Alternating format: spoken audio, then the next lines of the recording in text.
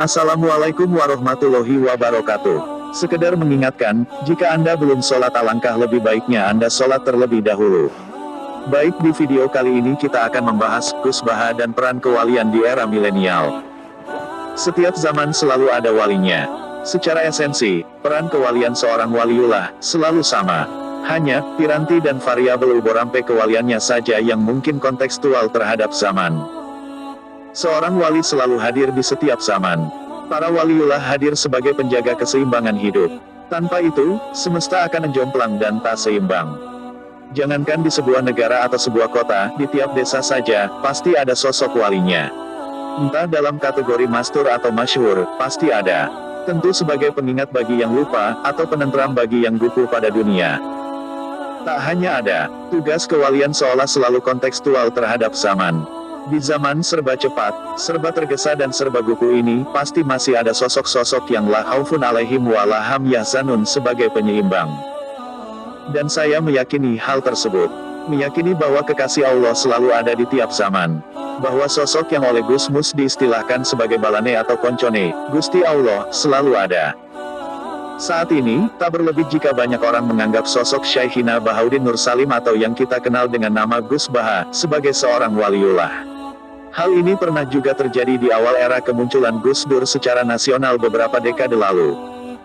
Sebagai orang awam, kita akan suul adab jika sampai berani mengklasifikasikan Gus Baha ke dalam kategori makam kewalian tertentu. Itu tidak sopan. Tapi sebagai orang awam yang sejak kecil tumbuh dalam keluarga yang dekat dengan konsep karomah dan wasilah, kita pasti bisa merasakan betapa Gus Baha memang seorang waliullah. Di tengah gupuhnya hidup di zaman kecepatan informasi, mengingat Gus Baha adalah mengingat ketentraman ukhrawi. Dan ini tentu sesuai konsep la khaufun alaihim wa la hum yahzanun, sebagai legitimasi tanda kewalian. Karomah waliullah di era digital. Sebagai senjata atau keistimewaan khusus, seorang wali pasti memiliki karomah. Dan karomah setiap wali, pasti kontekstual terhadap zamannya. Jika zaman dulu wali identik sosok sakti mandraguna, itu sesuai zaman. Sebab kolonialisme dan transisi perang kemerdekaan, membutuhkan kedikdayaan fisik sebagai pelengkap tugas kewalian. Tak heran jika zaman kecil dulu, kita kerap dengar ada sosok wali yang bisa berjalan di atas air, tak mempan ditembak, atau sholat di Makkah dalam waktu sekejap. Di era digital, wajar jika karomah, sebagai fasilitas kewalian, mengalami metamorfosis pada perkara-perkara yang lebih uttodate agar bisa dirasakan manusia pada zamannya. Meski tak bisa dilihat dengan indera, setidaknya bisa dirasakan dampaknya. Disadari atau tidak dirasakan secara langsung atau tidak, karomah Gus Baha begitu terasa mengisi hari-hari masyarakat digital akhir-akhir ini.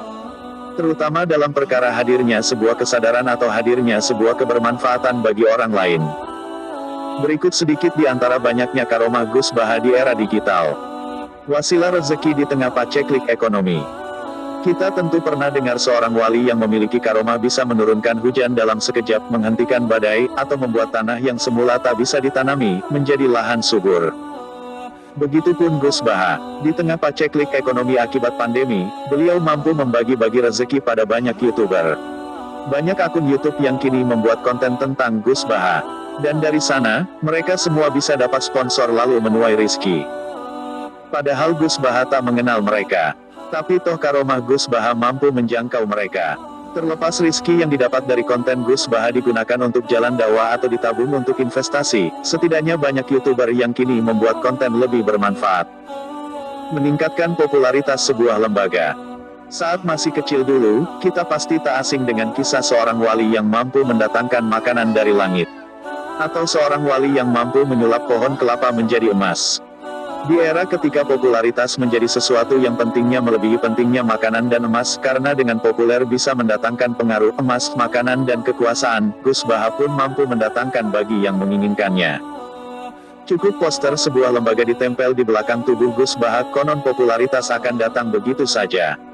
Kita tentu tahu berapa banyak lembaga universitas yang mendatangi Gus Baha, lalu menempel nama lembaganya di belakang Gus Baha, dan tiba-tiba akun YouTube-nya bisa langsung dipenuhi subscribers.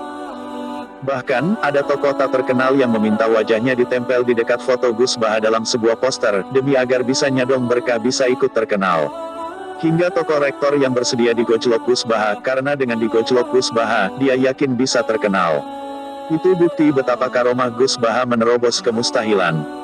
Wasilah kesadaran masyarakat. Memberitahu masyarakat yang belum tahu, dan menyadarkan umat yang tersesat, adalah tugas kewalian paling inti yang diemban para wali di tiap zaman. Jika dulu proses menyadarkan masyarakat melalui pertemuan langsung atau frekuensi telepati, kini ada sedikit perbedaan, yakni lewat sinyal internet.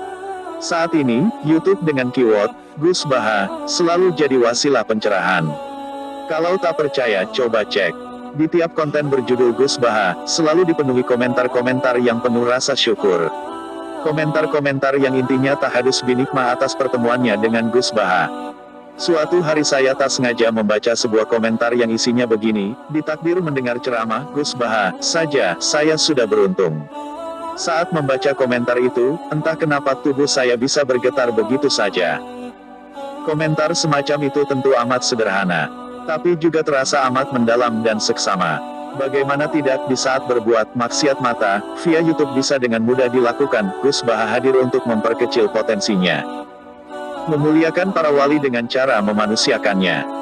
Saat mendengar kata waliullah, biasanya identik dengan sosok sakti yang kadang dominan unsur mistisnya. Padahal, para waliullah tetaplah manusia biasa yang hidup di zamannya. Hanya, karomah mereka yang hanya bisa diketahui lewat cerita, membuat unsur manusianya sulit dijangkau indera kita. Dan disadari atau tidak, Gus Baha mampu memurnikan makna wali. Gus Baha sering memperkenalkan cara dan orientasi hidup para waliullah, peran kewalian, hingga betapa pentingnya punya cita-cita hidup sebagai seorang waliullah dari jalur ilmu fikih. Gus Baha kerap bercerita bahwa waliullah tak hanya identik sosok misterius atau jazab atau sakti. Tapi banyak waliullah yang ahli fikih, hafiz Quran, dan sangat manusia biasa, namun punya peran penting dalam kemajuan agama Islam melalui ilmunya. Bukan sekadar melalui kesaktiannya. Gus Baha seolah berpesan bahwa waliullah berarti orang yang dekat dengan Allah. Bukan sekadar menjadi sakti mandraguna dan bisa terbang. Waliullah berarti orang yang sering bertransaksi dengan Allah, yang tak lagi mementingkan transaksi dengan kepentingan dan penilaian manusia. Di setiap zaman selalu ada walinya. Secara esensi, peran kewalian seorang waliullah selalu sama. Hanya, piranti dan variabel uborampe kewaliannya yang mungkin kontekstual terhadap zaman. Dan Syaikhina Bahauddin Nur Salim tentu satu di antara banyak waliullah yang berperan di era digital. Terima kasih sudah bersedia nonton video ini. Jika boleh mohon untuk subscribe, like, komen, share, dan jangan lupa tekan tombol notifikasinya. Wassalamualaikum warahmatullahi wabarakatuh.